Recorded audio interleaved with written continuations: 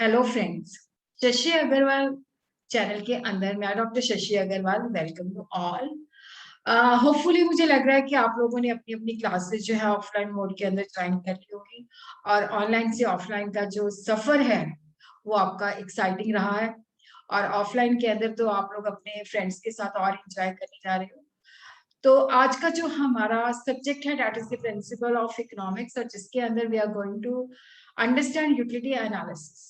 Utility analysis जो है उसके अंदर हम अंडरस्टैंड करेंगे यूटिलिटी का अर्थ क्या है, उसकी विशेषताएं क्या है, what is the meaning and feature of the utility analysis, what is the relation between the marginal utility and the total utility, और मार्जिनल यूटिलिटी और टोटल यूटिलिटी के बीच में जो रिलेशन है वो इतना सिग्निफिकेंट क्यों है।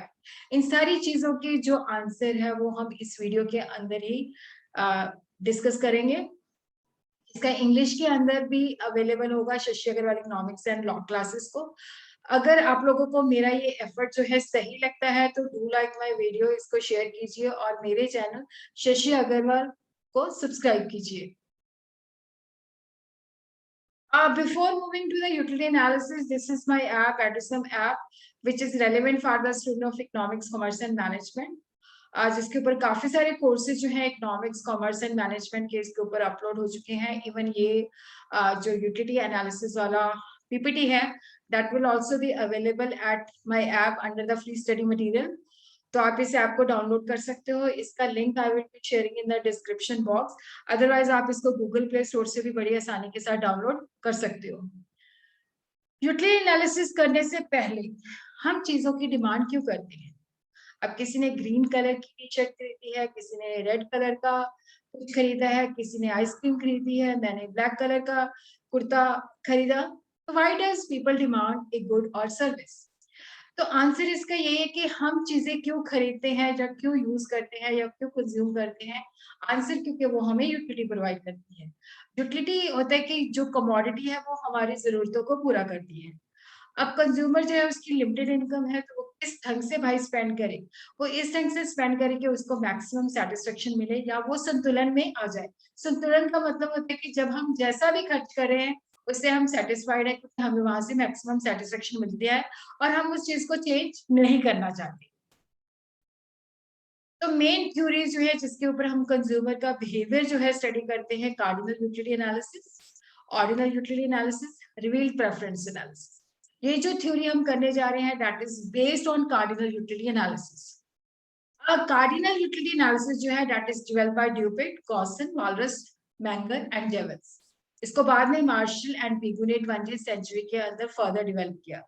यूटिलिटी जब हम कार्डिनल यूटिलिटी एनालिसिस के अंदर स्टडी करते हैं तो कार्डिनल का मतलब होता है कि जैसे हम काउंटिंग करते हैं ना, 1 2 3 4 5 6, तो उसी तरह क्या है कि जब हम चीजों को कंज्यूम करते हैं या यूज करते हैं तो उससे कह सकते हैं कि हमें इतनी यूटिलिटी मिली है।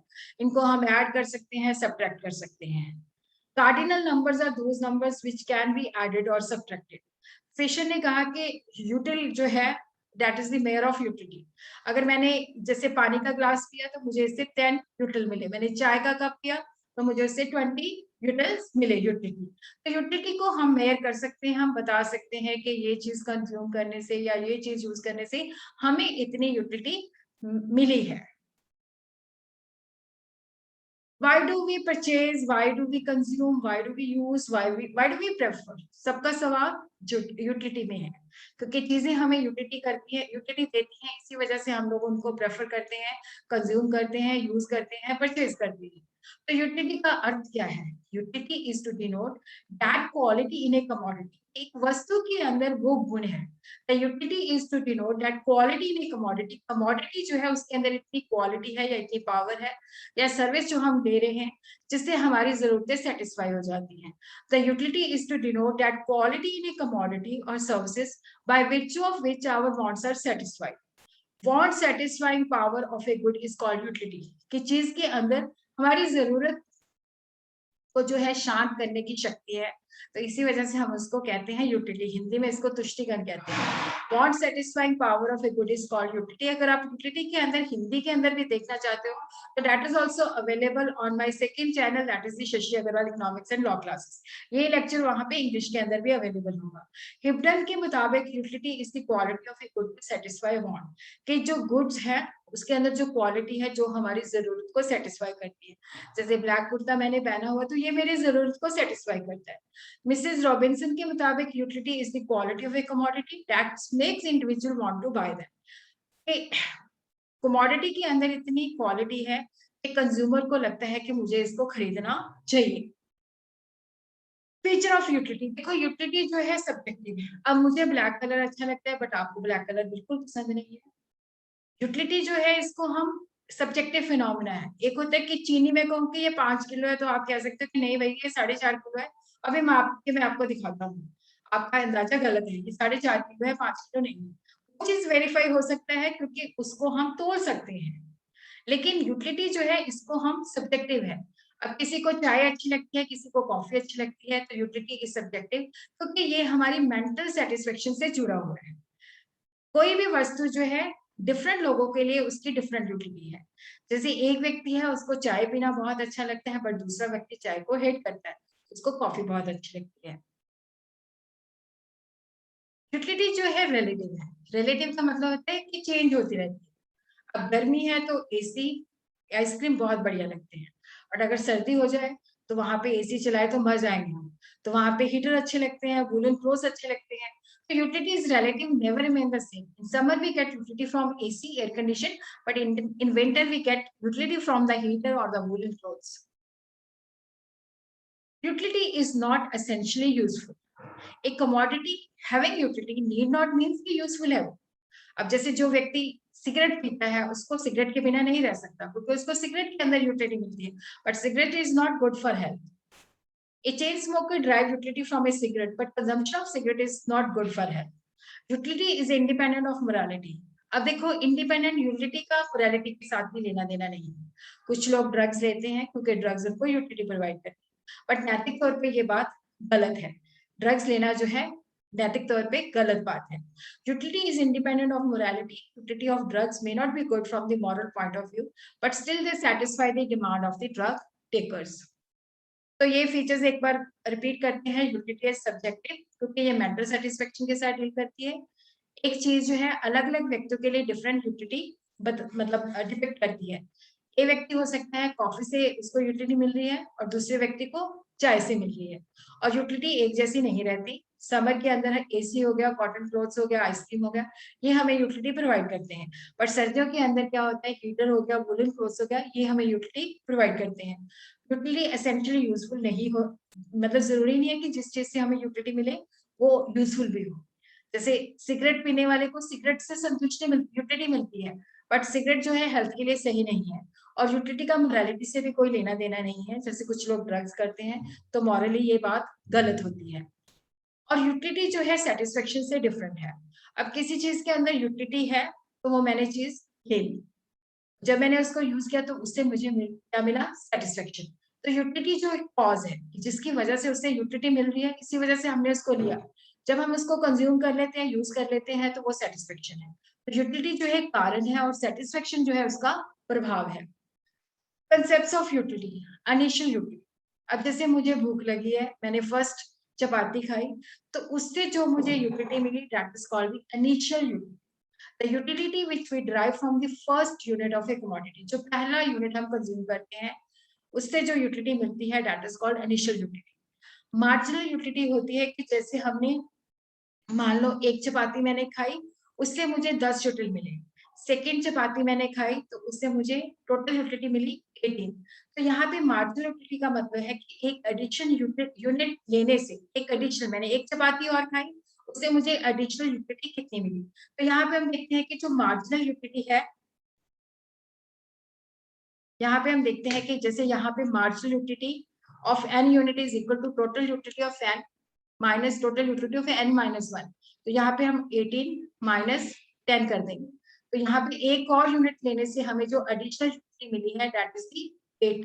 इसको हम दूसरे तरीके से भी डिपिक्ट कर सकते हैं। चेंज इन टोटल यूटिलिटी जो है दैट इज 8, 18 माइनस 10, और चेंज इन क्वांटिटी जो है दैट इज 1। तो इस तरह से हम मार्जिनल यूटिलिटी को कैलकुलेट कर सकते हैं कि जब हमें एक एडिशनल यूनिट लेते हैं तो एडिशनल यूनिट लेने से हमें जो एडिशनल यूटिलिटी मिलती है that is called the marginal utility. Marginal utility positive भी हो सकती है, नेगेटिव भी हो सकती है, जीरो भी हो सकती है। अगर एक एडिशनल यूनिट लेने से टोटल यूटिलिटी बढ़ जाती है तो हम कहते हैं कि मार्जिनल यूटिलिटी पॉजिटिव है। जैसे 10 से 18 हो गई, तीसरा चपाती मैंने खाया 18 से 22 हो गया, फोर्थ जो है वहां पे जाके ये 22 हो गया। तो अब 3 यूनिट्स के अंदर क्या है कि मार्जिनल टोटल यूटिलिटी मेरी इंक्रीज हो रही है। जीरो वहां पे होती है कि जैसे तीसरे यूनिट, जब मैंने तीसरी रोटी खाई तो टोटल यूटिलिटी 20 थी, 22 थी। चौथी चपाती खाई तो टोटल यूटिलिटी 22 थी। तो इसके अंदर टोटल यूटिलिटी के अंदर चेंज नहीं हुआ। तो जब हमारी टोटल यूटिलिटी के अंदर चेंज नहीं होता तो हम कहते हैं कि मार्जिनल यूटिलिटी जीरो है। नेगेटिव है, जब मैंने फिफ्थ चपाती खा ली तो वहां पे मेरी टोटल यूटिलिटी कम हो गई, 20 हो गई, तो वहां पे -2 हो गई। जहां पे हमारी टोटल यूटिलिटी कम होने लगती है, देखो जहां पे हमारी टोटल यूटिलिटी बढ़ती जाती है तो वहां पे मार्जिनल यूटिलिटी पॉजिटिव होती है। जब टोटल यूटिलिटी के अंदर चेंज नहीं होता तब हम कहते हैं कि जीरो मार्जिनल यूटिलिटी। जब टोटल यूटिलिटी पहले से कम हो जाती है तो हम कहते हैं कि ये नेगेटिव होगी। टोटल यूटिलिटी डिपेंड करती है कि टोटल नंबर ऑफ चीजें जो हमने कंज्यूम की है। अगर मुझे भूख लगी है, मैंने 3 चपातियां खाई हैं, तो 3 चपातियों से मिलने वाली यूटिलिटी को अगर मैं ऐड कर दूं तो वो टोटल यूटिलिटी है। टोटल यूटिलिटी डिपेंड करती है क्वांटिटी जो मैंने कंज्यूम की है। Relation between the total utility and marginal utility. देखो, जेवंस एक न्यू क्लासिकल इकोनॉमिस्ट थे, ये पहले अर्थशास्त्री थे जिन्होंने मार्जिनल यूटिलिटी और टोटल यूटिलिटी के बीच में जो रिलेशनशिप था उसको हाईलाइट किया।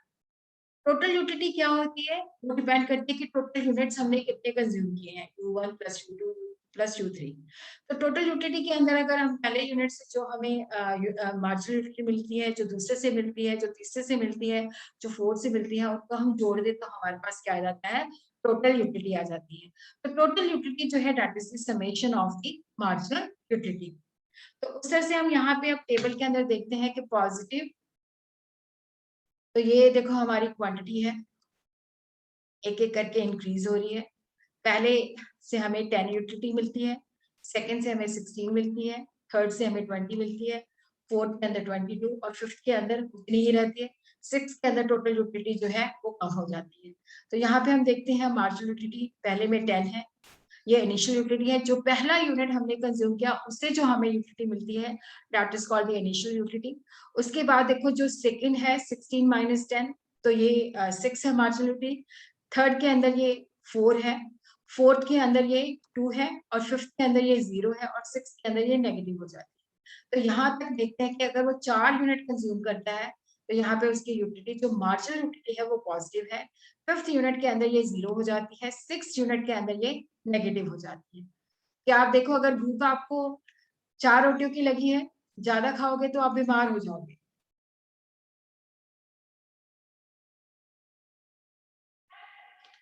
इसी टेबल से हमें पता चलता है कि जैसे जैसे हम कमोडिटी को कंज्यूम करते हैं मार्जिनल यूटिलिटी हर एक एडिशनल यूनिट से कम होती जाती है। टोटल यूटिलिटी एक सीमा तक इंक्रीज होती है। जैसे फर्स्ट 4 यूनिट हमें पॉजिटिव यूटिलिटी देते हैं क्योंकि टोटल यूटिलिटी इंक्रीज होती है।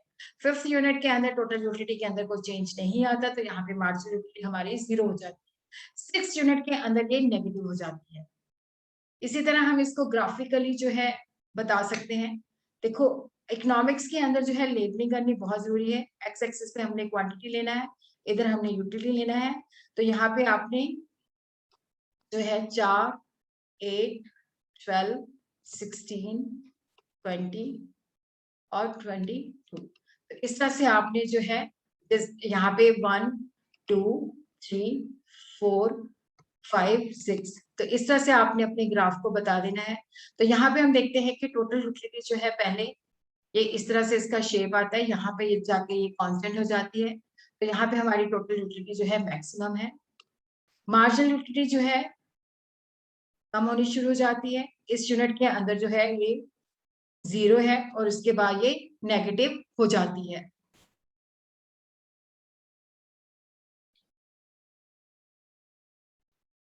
और मार्जिनल यूटिलिटी और टोटल यूटिलिटी के बीच में जो डिफरेंस है ये बहुत ही इंपॉर्टेंट है, क्योंकि देखो कुछ पैराडॉक्स होता है, विरोधाभास। कि कुछ अर्थशास्त्रियों का ये विश्वास था कि जो प्राइस ऑफ द कमोडिटी है ये टोटल यूटिलिटी के बराबर होनी चाहिए। जो चीजें हमें ज्यादा वैल्यू देती हैं उनकी कीमतें ज्यादा होनी चाहिए, और जो चीजें हमें लो वैल्यू देती हैं उनकी प्राइस लो होना चाहिए। बट रियल लाइफ के अंदर ऐसा नहीं है। अब पानी जो है कितना ज्यादा जरूरी है, पानी के बिना हम सरवाइव ही नहीं कर सकते। जैसे मुझे तो हर 10-15 मिनट के अंदर पानी चाहिए होता है। और डायमंड जो है बिल्कुल भी एसेंशियल नहीं है, उनके बिना काम भी चल सकता है। बट डायमंड ज्यादा एक्सपेंसिव है और पानी जो है बहुत ही सस्ता है। तो ये क्यों ऐसा होता है कि जो चीज ज्यादा वैल्यू है, जो ज्यादा हमारी लाइफ के लिए जरूरी है, उसकी वैल्यू कम है, और जो चीज के बिना चल सकता है उसका कीमत जो है बहुत ही ज्यादा महंगा है। तो इसको हम पैराडॉक्स ऑफ वैल्यू कह सकते हैं। और ये जो पैराडॉक्स है that is explain by Jewish. क्योंकि सबसे पहले जो अर्थशास्त्री थे उनको ये बिलीव था कि जो प्राइस है वो टोटल यूटिलिटी से डिटरमिन होती है। जेविस ने बताया कि भाई प्राइस जो है मार्जिनल यूटिलिटी से डिटरमिन करना है, इसको टोटल यूटिलिटी से नहीं डिटरमिन करना। अब उन्होंने बताया कि पानी जो है उसकी प्राइस क्यों कम है और डायमंड की प्राइस क्यों ज्यादा है। जैसे पानी जो है अबंडेंस में अवेलेबल है, और इसमें क्या होता है कि पानी जब पीते हैं, प्यास लगती है, तो एक सैचुरेशन पॉइंट पहुंच जाता है। यहाँ पे इसकी क्या होता है कि यूटिलिटी जीरो हो जाती है। और डायमंड जो होते हैं बहुत लिमिटेड होते हैं, तो उनकी सैचुरेशन का पॉइंट कभी पहुंचता ही नहीं है। तो इसकी वजह से क्या होता है कि उनकी प्राइस ज्यादा होती है। और उसी तरह जो टोटल और मार्जिनल यूटिलिटी का डिफरेंस है, ये कंज्यूमर सरप्लस एक्सप्लेन करने में भी हेल्प करता है। कई बार हम मार्केट में जाते हैं, मुझे कोई चीज बहुत अच्छी लगती है, हम रेडी टू पे 1000, बट एक्चुअल में मुझे 600 पे करना पड़ता है। तो ये जो 400 रुपए का डिफरेंस है that is consumer surplus. The difference between the price consumer is ready to pay and what he pays in actually, that is called the consumer surplus. देखो कंज्यूमर जो है basically prepare to pay the price equivalent to the marginal utility of the marginal unit of the commodity. और इसके साथ ही क्या है कि हमारा ये जो टॉपिक है खत्म हो गया है। उसके बाद हम दूसरे वीडियो के अंदर जो है लॉ ऑफ डिमिनिशिंग मार्जिनलिटी करेंगे, जो कि एक बहुत ही इंपॉर्टेंट टॉपिक है। और अगर आपको मेरा ये लेक्चर सही लगा है तो प्लीज इसको लाइक कीजिए, और मेरे चैनल को अगर आपने सब्सक्राइब नहीं किया तो डू सब्सक्राइब माय